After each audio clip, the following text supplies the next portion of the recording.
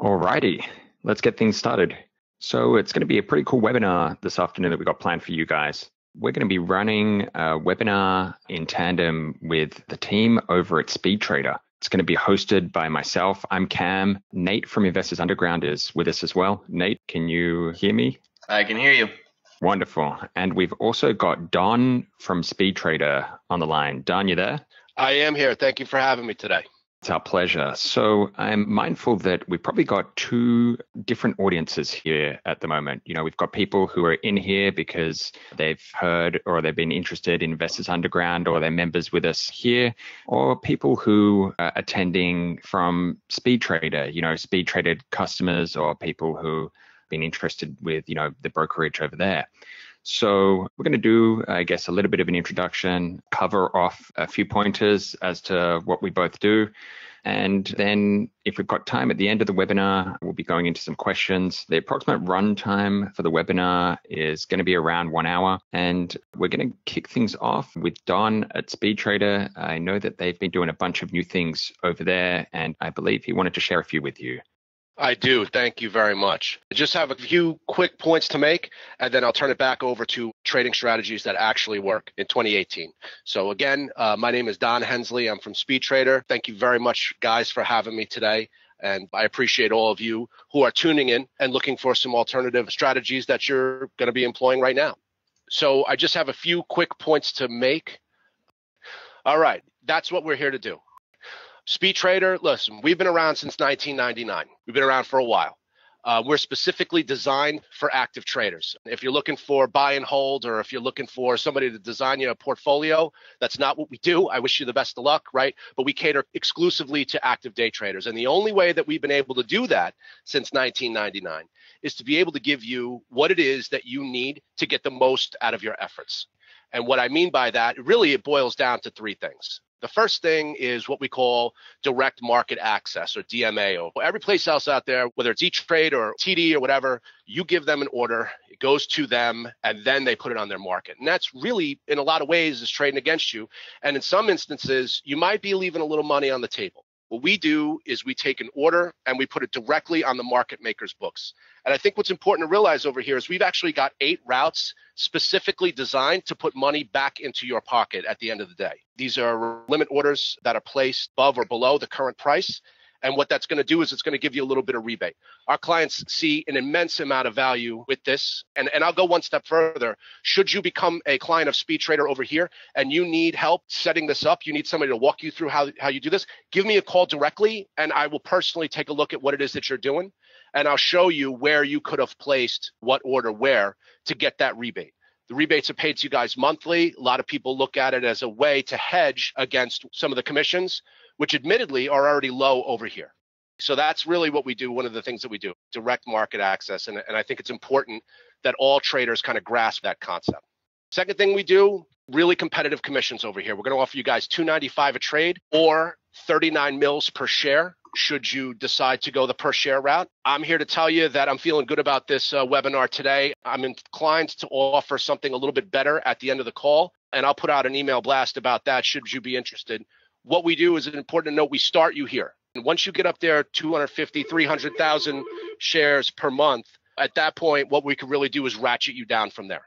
And again, come to me when you're trading, you know, Don, listen, I traded 300,000 shares last night. Is there anything we could do? Yes, I will go to bat for you. I will bring you down from there. The third thing that we do, locates. We've basically got 3 services for you right now through 2 of our clearing firms, right? So for ETC, we're going to offer you Quantex and Velocity. Through Core, we offer you Corelli. So should you need something that's hardwired right into the DOS trading platform, the Velocity function is built right into it. So you can go ahead and just go right through the platform. What a lot of people do for our core clients, what they'll do is they'll just keep a web window open, and then they'll go ahead and just in another screen, they'll just go ahead and put their shorts in. It communicates directly to us over here. So, these shorts are filled in real time. So at the end of the day, those are the things that we have for you on that side. Things that we don't have in our control, we don't directly manufacture the software. We've gone out of our way to provide 2 trading platforms for you. DOS, those of you that know, Direct Access Software. We've been offering their platform for years. We recently added Sterling. And the reason that I say it's more important is because Sterling has got 6 routes that are enabling you to go ahead and take advantage of the direct market access for adding liquidity, again, putting rebates back into your pocket. So that's really what we do over here. I really want to earn your business. I'm really happy this partnership that we have with IU. I think it's going to be really great for all you traders out there. And again, if you need anything at all, please, info@stockusa.com. My name is Don, and I'd be more than happy to talk to you.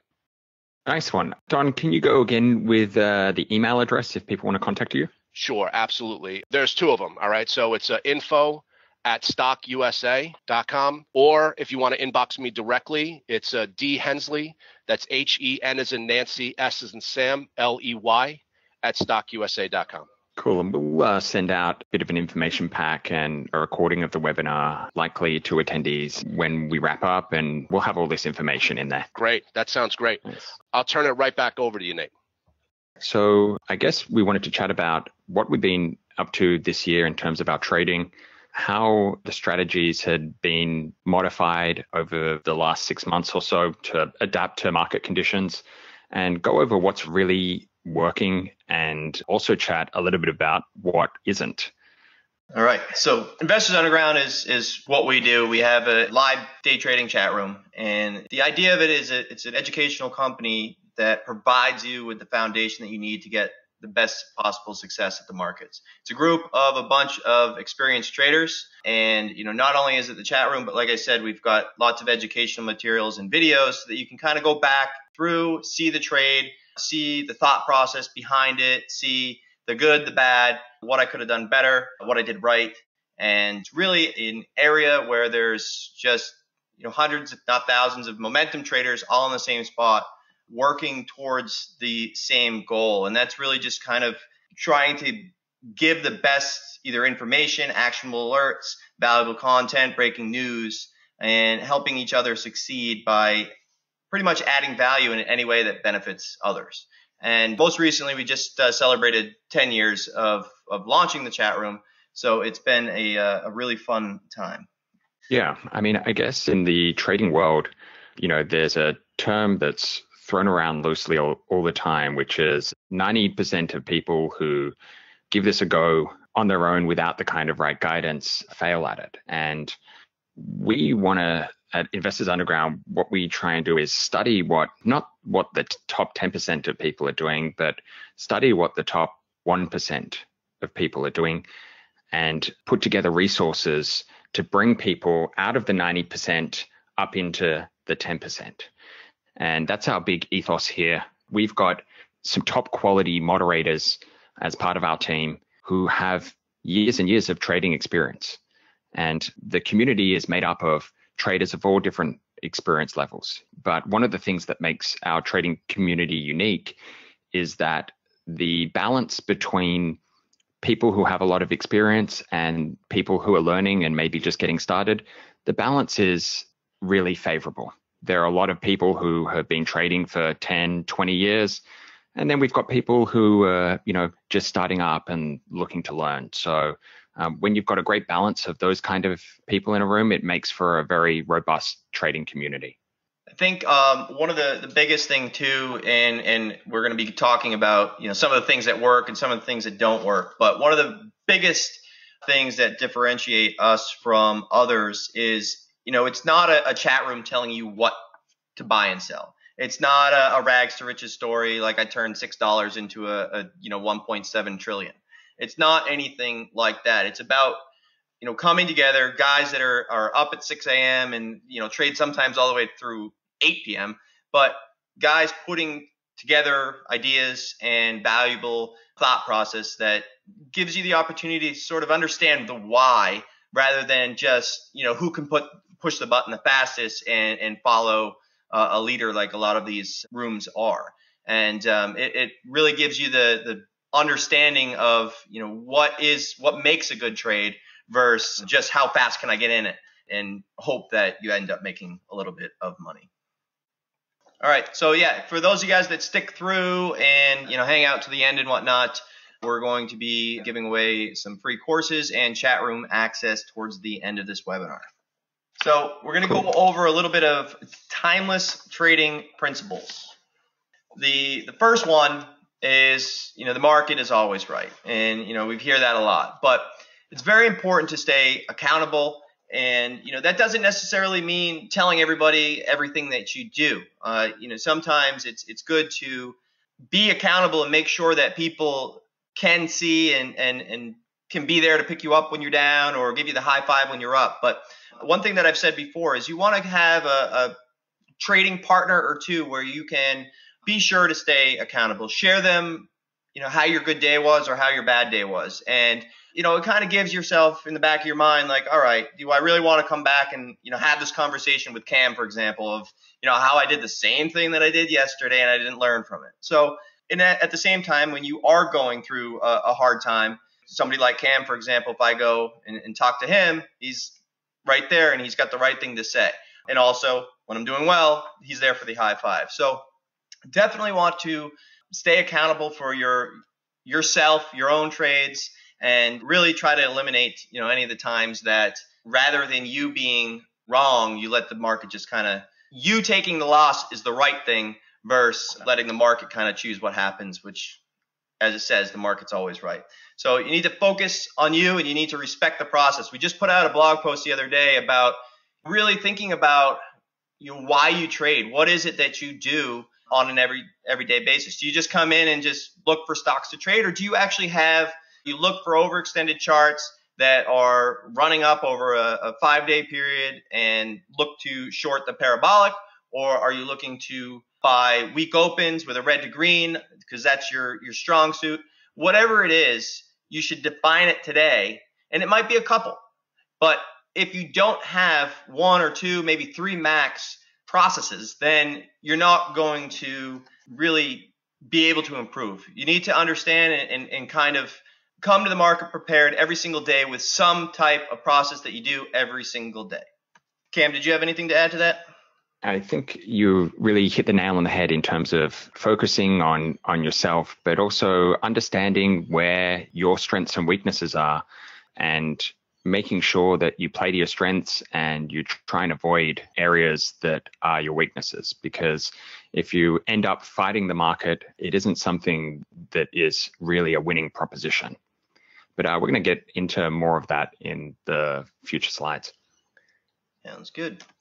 Successful traders find their niche. Jack of all trades, master of none. Narrow your focus. And this is very important on many regards. And when I first started, I wanted to be involved in the market, and every single minute I needed to buy and sell something. So, when a lot of people PM me during the day and whatnot, they say, oh, I had a good trade. I had a good entry. What do you think of this? And they send me their chart with their arrows, and the sell candle is literally, a minute after their buy, or their cover candle is literally, 2 or 3 minutes after their short. So, I think that it's very important to kind of start to think big picture, and less is more. Start to think of the process behind the trade. Are you looking to just get in and out, or do you take a step back, narrow down to exactly what you want to focus, and you'll start to realize that on your best days, you're going to look at your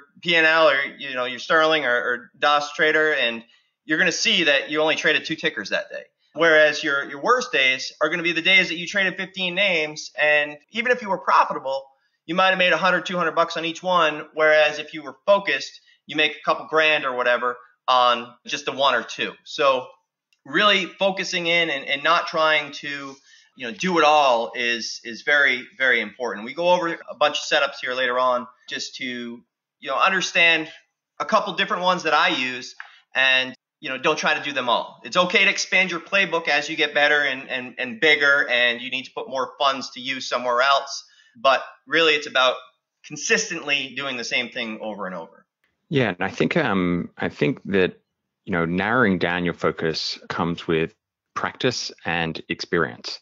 And for newer traders who are looking to start out in this game, it might be a little daunting, or maybe they might feel a little lost when they're thinking, well, I don't even know what my niche is. How am I meant to start trading my niche when I have no idea what it is? And I think newer traders really need to take the time to learn and figure that out, And that comes with practice. It comes with mentorship. It comes with experience. And traders can look to have a paper trading platform. I know that DAS offers a paper trading platform, and SpeedTrader, it's my understanding that they can offer paper trading for their clients as well. While you're working things out, there's no shame in trading paper or trading very small size. When you have a look at the price of those commissions, they're not prohibitively expensive. So you can trade 100 shares and still break even if you're paying $2 or $2.95 a trade. So, small size while you're getting experience, and focus on the things that are working. And instead of trying to trade everything like Nate was mentioning he used to do when he was starting out trading, work out what works for you and then focus on it. You can always add extra tools to the playbook once you're a little more experienced. I think to Cam's point too, on the commission side of things, and a lot of people look at their commission like, oh, I'd be profitable if it wasn't for the commissions. But I'd rather see people burning commissions as they're learning rather than burning money, real money. I'd rather see people go through the process of 50 or 100 shares and 200 and scale up along the way once you're kind of familiar with it, rather than buy now and ask questions later and all of a sudden it turns into $1,000 loss. And just think about how many commissions you could have burned through and how much you could have learned during that time if you had taken it a little bit slower. All right. So how to find your niche. And, like I was saying before, we just did a blog post. So if you go to the investorsunderground.com, hit the blog and you'll see it on the top. But these things could be, related to certain stock prices. Are you good in a particular range? Are you, for example, I'm very, very good this week was great with the stocks that were in the 12 to maybe 20, 25 range, because they're all moving $2, $3, $4 a share, which is fantastic. I find that there are a lot of times that I make decent money on the low float type stocks, but they're also sometimes my biggest losses. So, you've got to find your strengths and weaknesses, and if you can cut out, or maybe on low float stocks, your max size might be X. And that's going to allow you to sort of prevent different types of losses that were easily preventable, and also helps you stay away from getting in a liquidity trap of sorts. But, are you focused on short or long? Is it a particular sector or industry? What type of time frame are you looking at? Are you looking at a 1 minute, 5 minute, 15, 60, a couple days? You're looking to do swing trading, something that's, you might look for an entry today, but you don't care about what it does today. You're looking at, all right, over the next week, I expect it to do this. Some people have a profit target percentage, and that's, to each their own. I mean, that's up to you. Particular chart patterns, if you're looking for different types of short patterns or long patterns, things like that. Particular share structures that you either stay away from or you only trade. I know one great trader, Tom, who, focuses on the big market cap type names, because no matter what, it's that one low float stock that has, 60 million shares traded. It's very, very, very liquid, but it's that one time that you're not prepared for it. And it always reminds you why you stay away from short on low floats. So that's just one example of, share structure. A lot of people will pay attention to that, or at least be aware of it. Then company profitability, promotions, what's going on, who's pushing what, who's covering what. And that even comes into newsletters these days. A lot of ones that have thousands and thousands of members that push alerts like buy now, sell now. Those are increasingly becoming a part of the day-to-day trading. I mean, there's a lot of volume that wouldn't otherwise be there. There's moves that wouldn't otherwise happen. And on that same token, they create great trading opportunities sometimes later on when shorts get trapped, as you saw just most recently, CARV today. That's another thing that's been going on. And then warrants, some people play into. This is more of the fundamental analysis and knowing where companies are with money, at what point they need to raise, just kind of reading certain filings. They can double their float at $5.50 a share, something like that. So you should know that if you're buying a breakout at $5.55, there's probably a good chance that you're buying however many thousand shares you bought out of the 3.5 million shares that they can sell right there. So, things to consider when you're trading. And sometimes that's not for everybody. Sometimes it's easier just to trade something just based off a sector or a time frame or a particular chart pattern. And that's more for me. Chart patterns are more my thing rather than having the conviction and the bias based on fundamental analysis. Go ahead, Cam. Yeah, I guess the thought behind this slide is there are so many different ways of making money in the markets. The global financial markets, it's not just the stock market, but there are a whole heap of different types of products and derivatives, and you can trade currency, you can trade, there are hundreds of different ways to make money in the market. We've chosen US equities because we believe that there is the biggest edge in this market, and it's the market that we've grown up trading and we understand. Within this market, there are countless different strategies that different traders employ. And Nate went over some of the things that people look at and some of the ways in which people in the Investors Underground trade. They look at a bunch of these things on the right-hand side, but it's not limited to these things. Everyone has their own strategy, and everyone's strategy is unique to them. As you understand the strategy that works the best for you, you're able to develop in that and expand it at the same time. So I think one of the biggest things is obviously money. Money management is crucial, and keeping your money, preserving capital is a must. The main reason that traders fail is not because they couldn't find profitable setups, not because they couldn't trade. It's just because of a handful of trades that took all their money.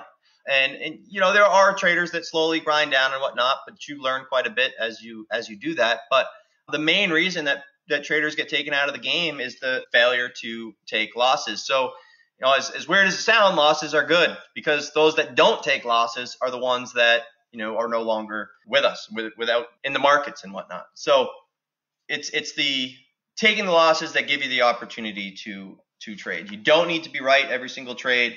And the reality is that if your risk to reward, if you're looking to risk about 1 to gain potentially 2, 3, or 4, then you should be able to be wrong 2 or 3 times. And as long as you're right once, they should offset. So the point is that make sure that you're getting into trades that aren't 50-50. Focus on the trades that have the good risk to reward type setups, and protecting capital, and no need for universal rules. One of the biggest questions that I get a lot of times is, what percentage of your account should you put into any given trade? And every person is different. And you could have a smaller account, but you could have $1 million back at home.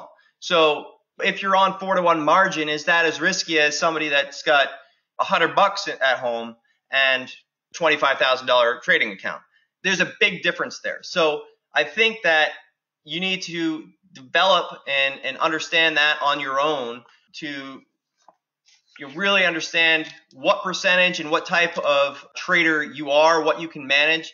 As you progress as a trader, each level and each time you get into a trade, there's a lot of psychological changes and whatnot. You need to be able to, the emotional development that goes along with it is something that I'm trying to think about how to say it. But each level, no matter how long you've been trading, each level you take and you go up, there's always that little bit of a learning curve. So, Cam, did you have anything to add on this?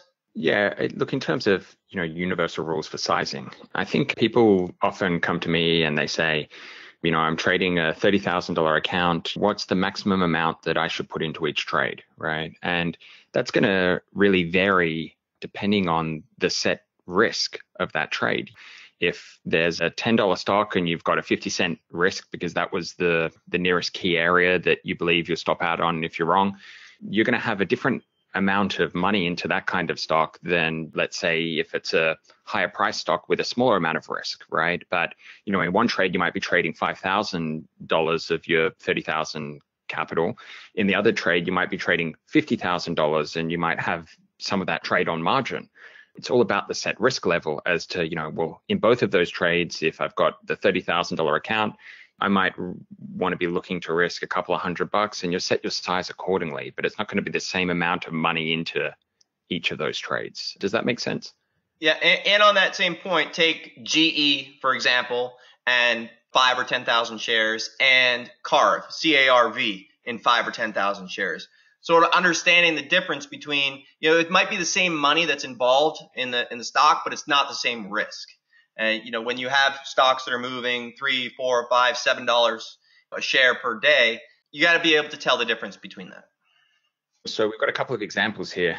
I guess in example A, we've got the person has a 50% win rate, and their average win is bigger than their average loss. So even though they're only right half the time, on average, every time they take a trade, they make $100. So let's say they take trade 1, they make 300. They take trade 2, they lose 100 because they win 1, they lose 1. Well, they've taken 2 total trades and they're net 200 up. They're making $100 a trade.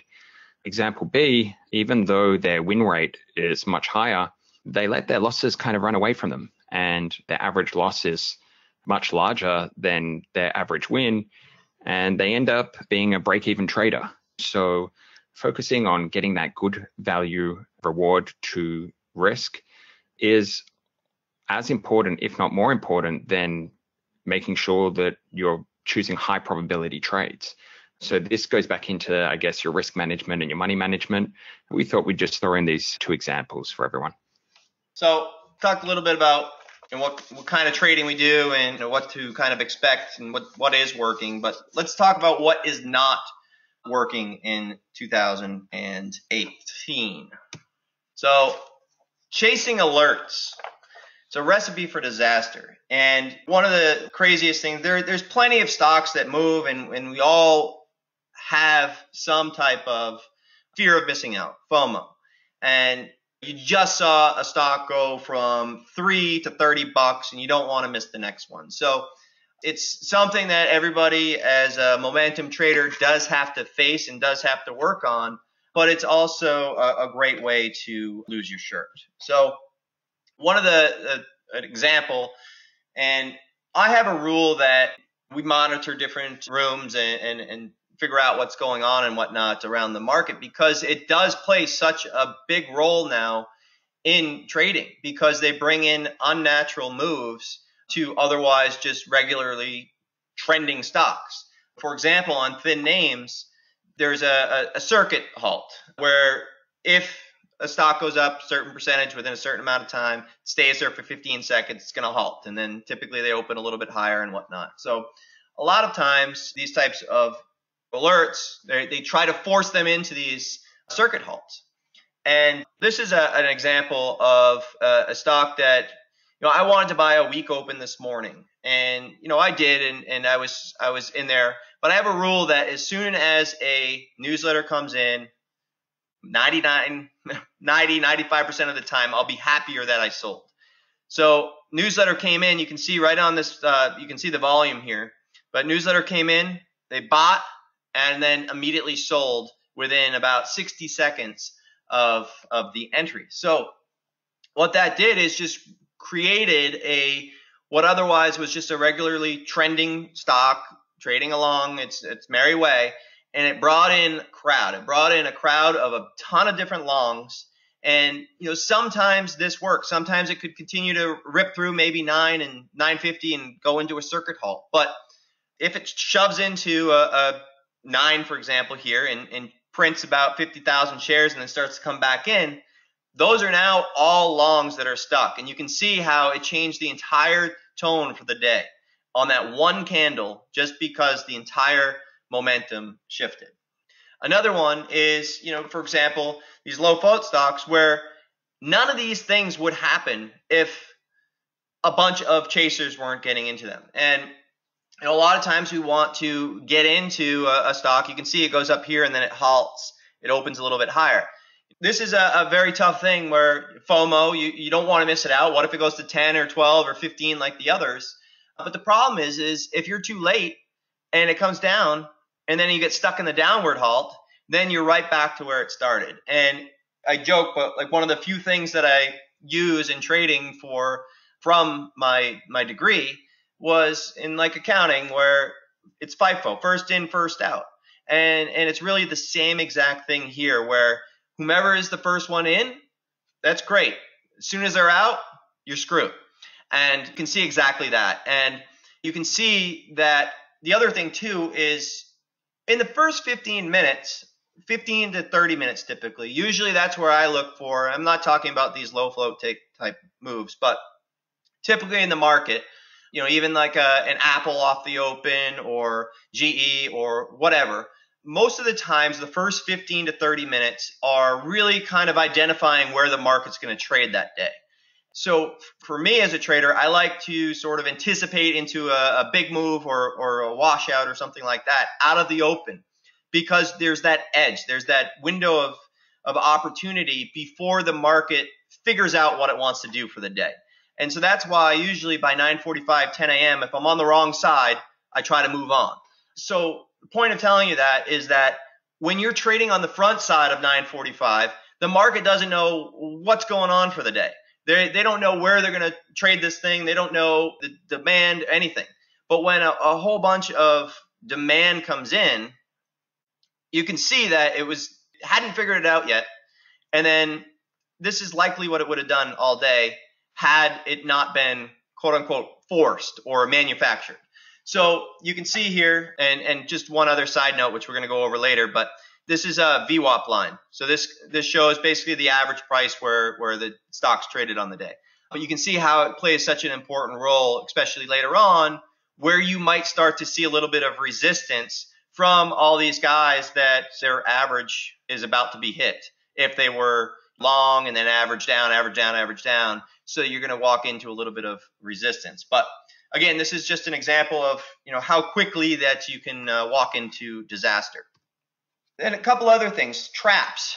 This was another one that was a push out of the open and otherwise wouldn't have naturally probably done this. But like CARV today, CARV, there are those shorts that come in because, again, it was an unnatural move and it should technically pull back towards where it came from. But sometimes shorts get stubborn, shorts get patient, and the stock, if it's thin enough, might start to find a little bit of a bid and come back. So that brings you into a premature breakout. And in Tandem Trader and Textbook Trader, our educational materials, we talk about these where anytime that you have like high conviction for a potential breakout into the close, if it starts to happen before 3:30, then you should probably be on not necessarily 100% sell side, but at least taking some off, paying yourself along the way, because this is a situation where shorts that were being patient, they had a nice average, and everything was working out. This is where they start to get a little bit emotional about it, question, oh, did I do the right thing? And then this is the first part where some breakout buyers start to say, oh, wow, this thing's going to go.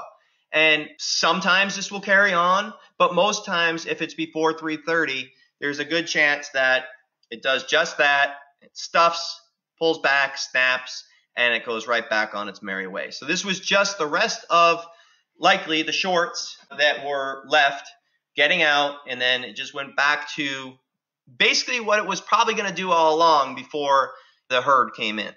And then last but not least, the traps. We've seen so many of them, and this is more of a long trap and after a couple stuff moves, but where they just do just enough to keep it floating along and ramps up. You can see a stuff move. And again, right here, and then it washes out. And a stuff move is essentially when a ton of volume goes into the offer and the offer doesn't budge. And so you're left with, that might have been shorts covering. So now all those timid, emotional shorts that might have come in towards the close are out. And then you also have the breakout buyers that were expecting maybe to buy here at 290 and sell at 320 or 330, whatever. And now they're left with, it didn't break. What do I do? And they're left with the decision to make. And do they sell it, or what do they do? And so a lot of times you'll see it just slam right back down where it came from. So it's just like you. If you were trying to buy a breakout and you were thinking that 3 was going to come and it didn't come, you have a very small window to determine what you're going to do. So the faster that you can identify the stuff move, the faster you're going to be able to stay safe on a trade if you're trading in this small of a time frame. And then same thing again, you can see when this is happening, it looks like it's about to break out, bunch of volume, slams back down, slam, and that's it. Pulls right back. So Cam, did you have any other comments about things that are not working right now before we get into things that do? Yeah, I just thought it would be important to cover off, I guess, some of the stuff that we've seen in recent months that have really been hurting people's accounts. In terms of what are the things we talked about, how important account preservation is in this game.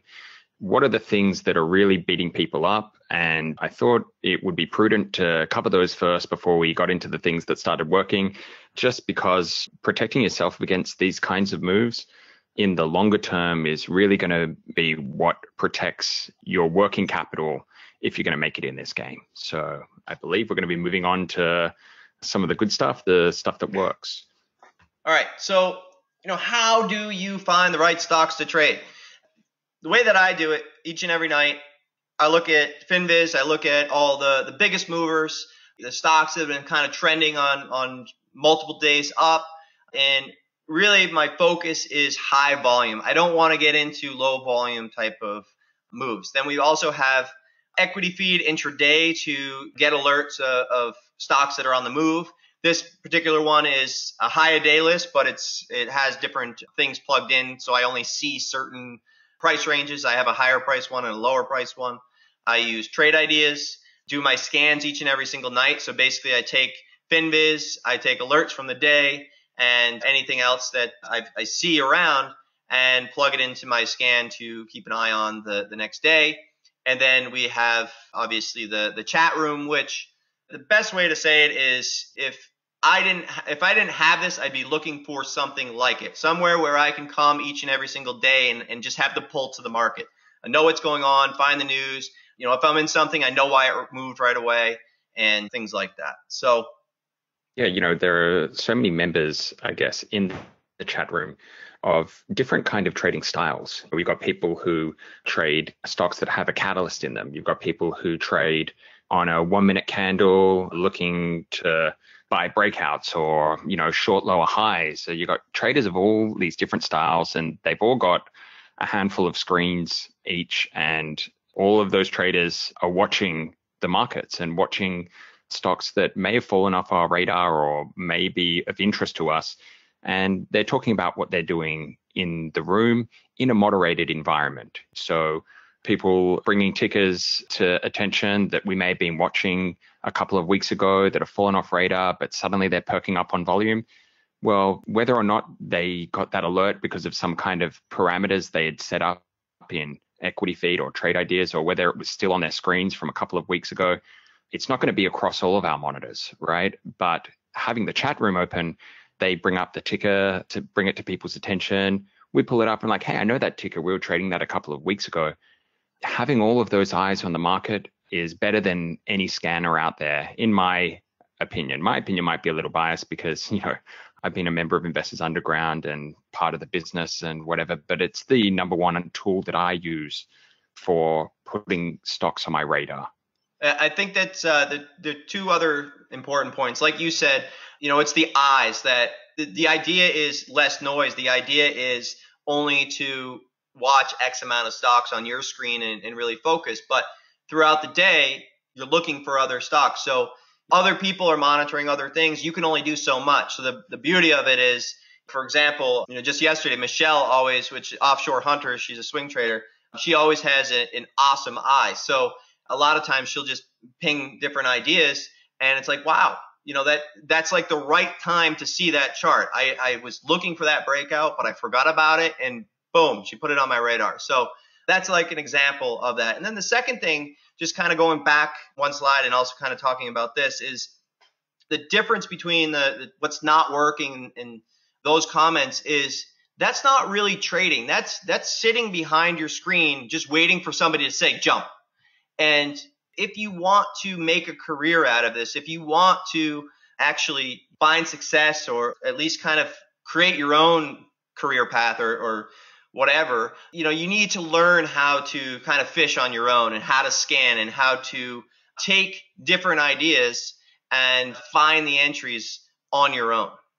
So yeah, the best one for something that I do is the ABCD type pattern. And basically the idea behind it is, it doesn't have to be perfect, but the idea behind it is that it gives you a place to be wrong, and it gives you a high reward to risk type breakout potential. And, it's any stock that's had a huge move in the morning and then it starts to pull back. We don't know what B is. Let it pull back. And the only time that I would anticipate B is if there was a fast washout, something that happens really, really fast. If it's a slow pullback, then I do not want to try to find the bottom. I've done that plenty of times and wasted plenty of capital. So point is that let B determine itself and then let it rebound. And the reason why you let it rebound is because, it's okay to miss it. There's times where it goes up and it stuffs and it pulls right back under that B level and keeps on going lower. You can look at LGYC today, I think was the ticker, but pull back, rebound a little bit, pull back again, rebound, pull back again. And also HUYA, which was an IPO that just could not find a base. You try to find that bottom and you're going to be out of money. So the point is don't try to find that bottom. Let B determine itself, let it rebound, and then let it prove that it puts in a higher low and it starts to perk up a little bit. At that point, I am now interested in dips. I'm not interested in buying, on breakout over D. I'm not interested in just piling into that. A lot of times that leads to a false breakout and then slam, just like you saw on the chart example on chasing RDVT towards 9.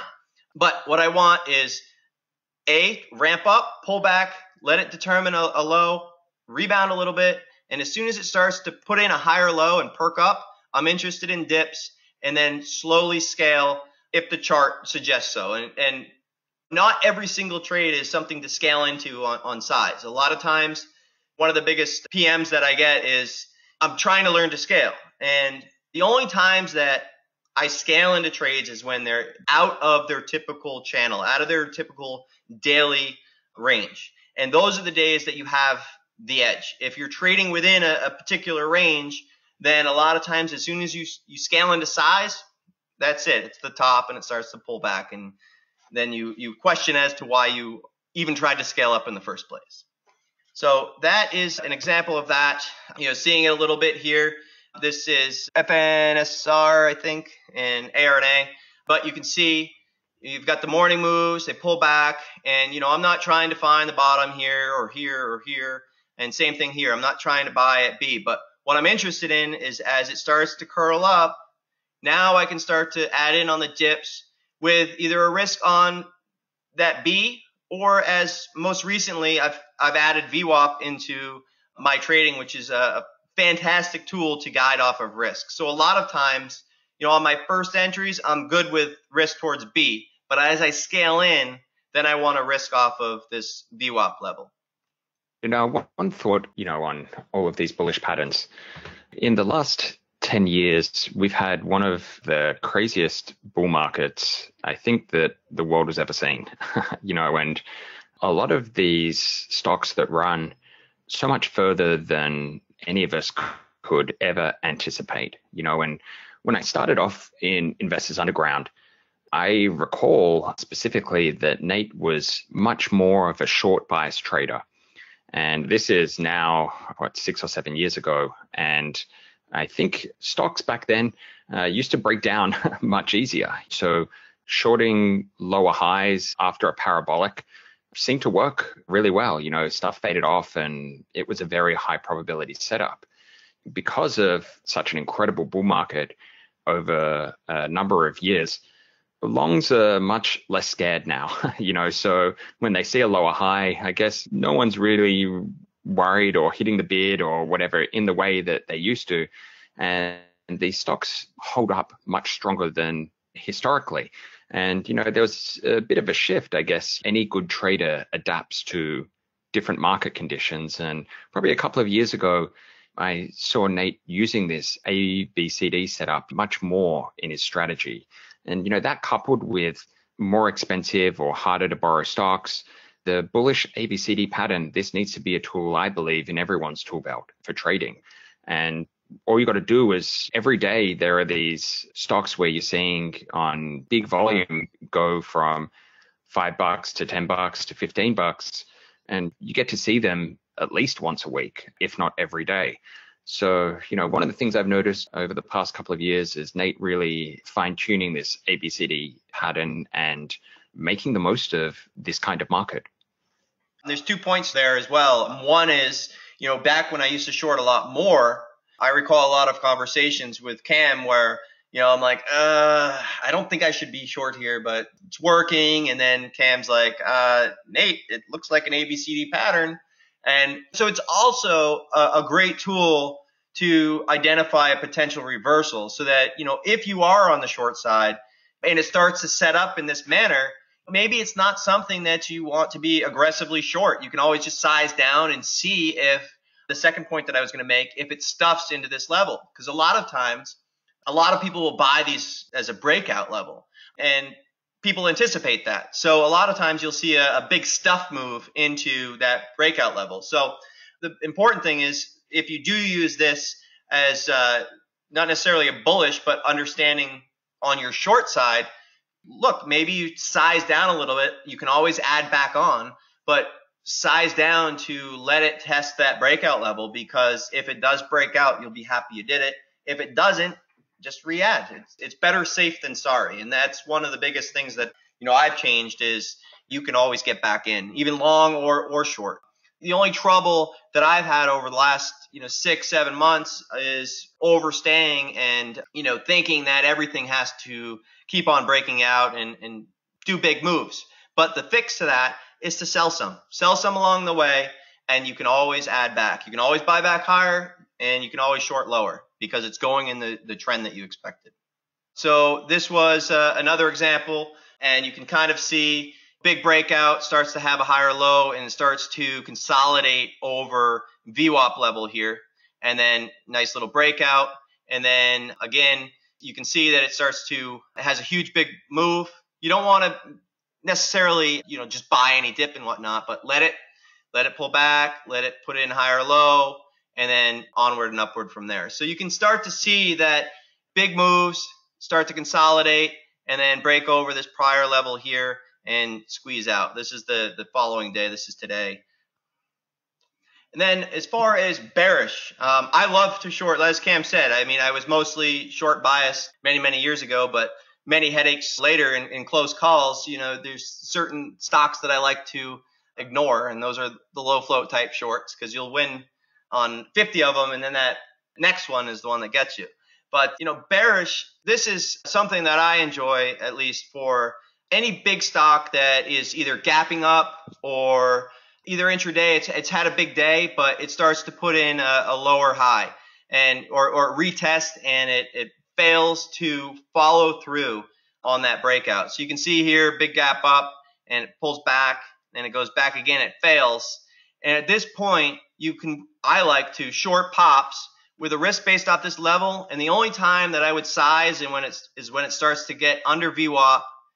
Each time it confirms on a rebound and it fails, I like to size in on something like that. And the same thing, a gap up, failed follow through. So the difference here is this is just sort of an intraday type move. And then this one is off the open.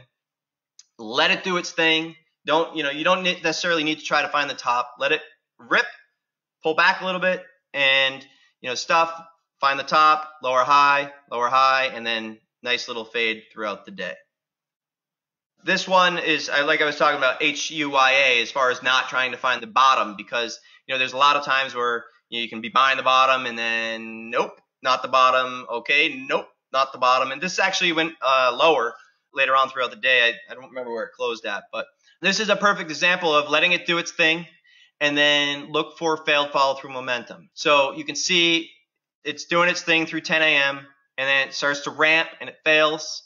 Then it tries to go again, fails, tries to go again, fails. So each time that it fails, I like it more and more. And if I were to start into this push on the failure, then I'd be risking off these highs. And say I was going to go 5,000 shares short. I'd probably be in 1,000 shares. And then if it fails again, I'd probably be in 2. And then what I like to see is for it to come back and retest and pretty much stuff into this blue line. And sometimes it doesn't, like this one. And at that point, any pops that fail, I'd start to scale into a larger size and then risk based off VWAP. And not necessarily a hard stop, but over and under that level. And boot was an example from yesterday. And the thought process was a short trade out of the open. And the reason, like I was talking about, is the market tends to develop after the first 15 to 30 minutes. So there's an edge to be had out of the open many times. So thought process coming into the day, huge chart, gone straight up, and potentially earnings factored in, potentially not. Sometimes you see these continue to go. But what I was looking for was a ramp up out of the gate, pull back, ramp up, stuff, and you can see that many candles got sold into, and then finally cracked VWAP. So I start into that, and then I start to scale, and then as soon as it starts to base a little bit, I go ahead and start to cover. So it was a perfect in every way, and it started to pull back. But this is actually one of my weakest points in the past. And you go from nailing it to then having a 30 cent pop real quick. But yesterday I covered right here, and then a little bit more on the dip, and I was all out. And that was really good because as we started this, you need to progress as a trader and kind of learn your strengths and weaknesses. So a lot of times I see this, I'm up X, and then it pops up, and I'm like, maybe I should just hang around a little bit. No, you have to trade what it gives you. So anyway, nice little 26 and change short all the way down, and under towards red, pop up, cover, and left the trade. They just did an offering, so now it's, I think, down $1 after hours.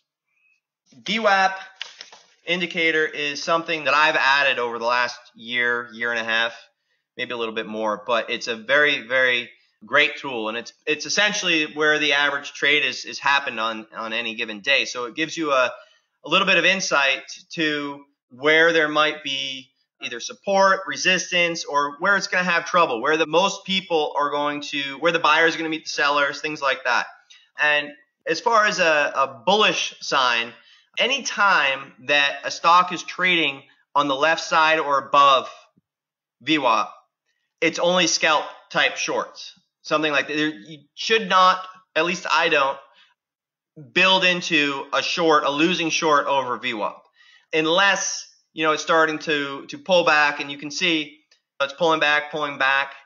If I do build into it, you have to remember that you're over VWAP and to treat it with respect, because if you don't, you're going to get trapped and you're going to get squeezed. So most of the time I try to trade very carefully if I'm short over VWAP, and anytime that it does pull back and it's still over VWAP, I like to take profits until we're back under there, because it means that everybody's in the green.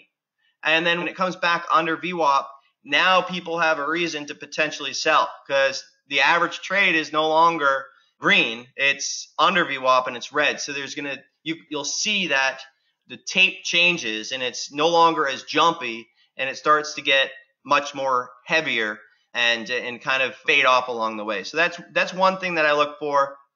And this is another example, CLF.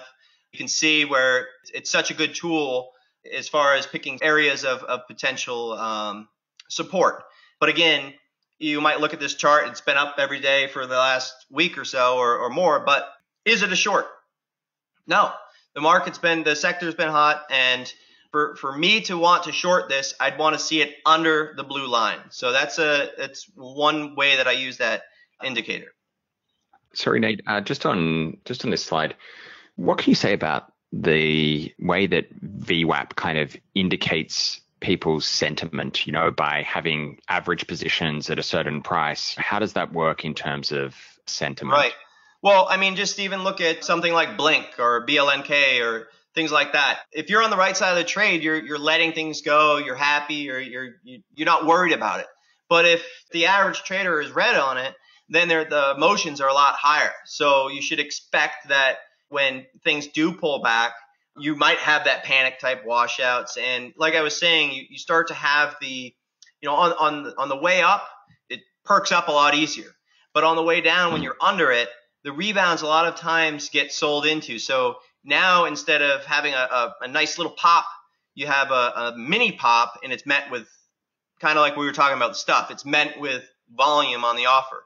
And then it rebounds again, and it gets stuffed a little bit lower, and so on and so forth until potentially it washes out. Yeah, it's interesting to see the way that these stocks trade off VWAP, especially I think we've got a few examples coming up, when these stocks are breaking down. I guess as they break below VWAP, given that a lot of volume transacted along that average price of VWAP, when the stock bounces, it's met by the average kind of position selling, when it bounces into VWAP and you see VWAP act as resistance. So I think with this VWAP indicator, the reason it's so powerful is because it gives you a really good understanding of where people are at, represented just by one line. So I think that's what's made it really useful for us over the last couple of years. And also, I think just think about if you were in a position and you were down on it and it starts to come back towards your average. Are you looking just to get out, or are you trying to turn a bad trade into something good? Typically, you just want to use that upside to get back to flat on your trade and just move along if you ended up holding it longer than you wanted. So that's basically the sentiment of a lot of the traders, is just any upside is an opportunity to get out. So IMMU is a perfect example of sort of using it as a guide for that downside. And I talked about sometimes using the parabolic move out of the open as potentially a trade, which I might have been prepared for, not this example. But what I wanted to point out here is where it pulls back and it starts to come and retest. And you can see the volume associated right here and right here with the test on VWAP. So it stuffs into that VWAP level. It stuffs into an offer that maybe they're only showing 200 shares, but all of a sudden 300,000 shares go off. And everybody had the same idea that this thing's going to reverse, and then somebody was smarter than them and they stuffed them.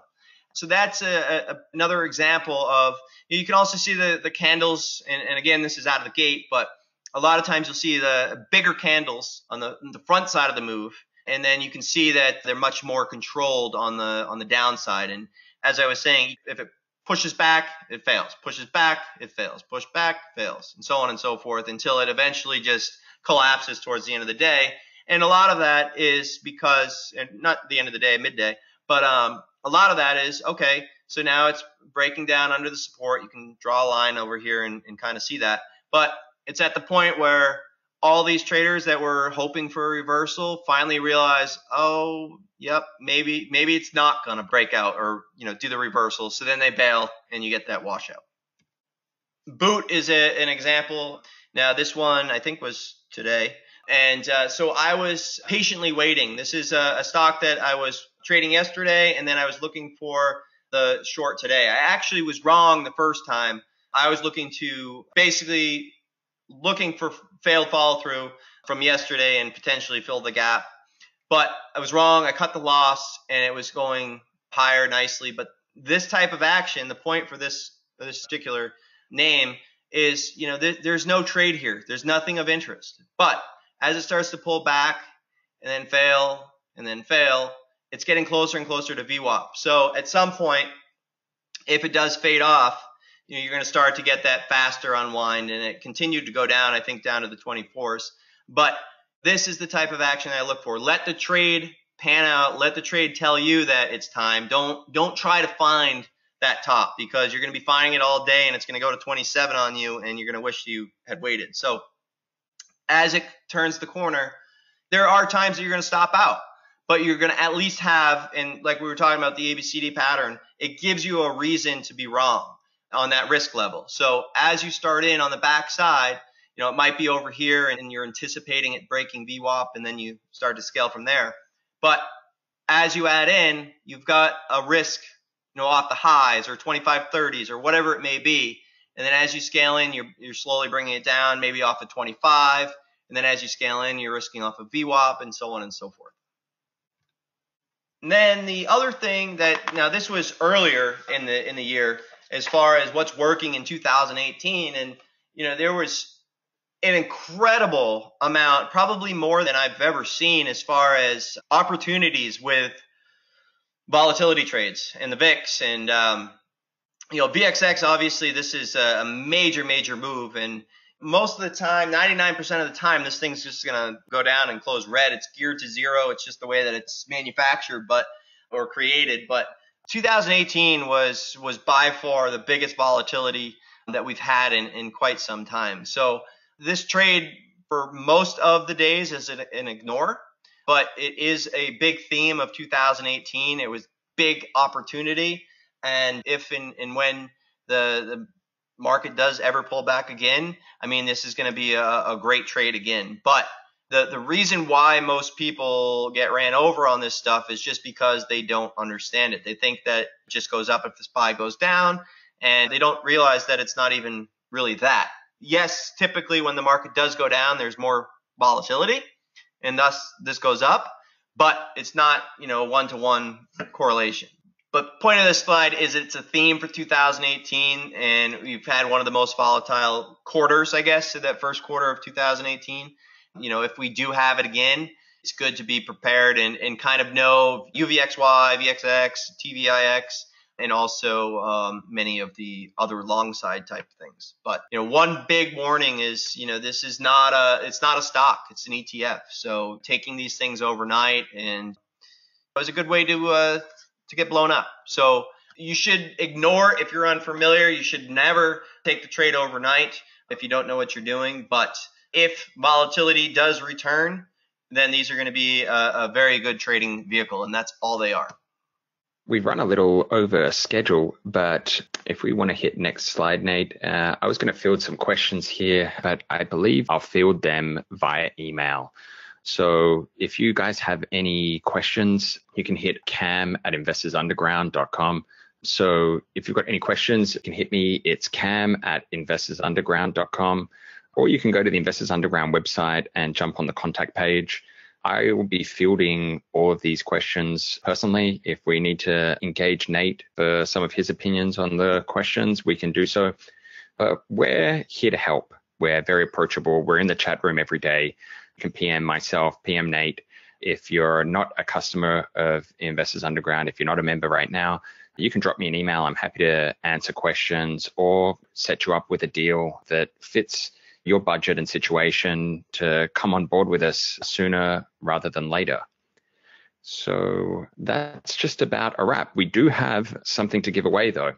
As promised, for everyone who hung around during the webinar, we have a month's membership and DVD bundle.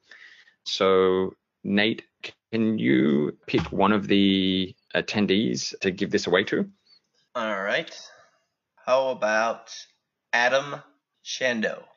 Cool. We'll be reaching out to Adam after the webinar with his access details. Really appreciate everyone's time on this. I guess we've been working with SpeedTrader for some time now. It's been one of our preferred brokers for a number of years, and it's been a real pleasure of ours to be able to present, to do a joint webinar with the guys over there, and we look forward to more in the future. Absolutely. I have something. Can I give some away too? I don't know. Everybody's giving something away. Am I allowed to throw some out there as well? We're like Oprah Winfrey. Everyone gets a car.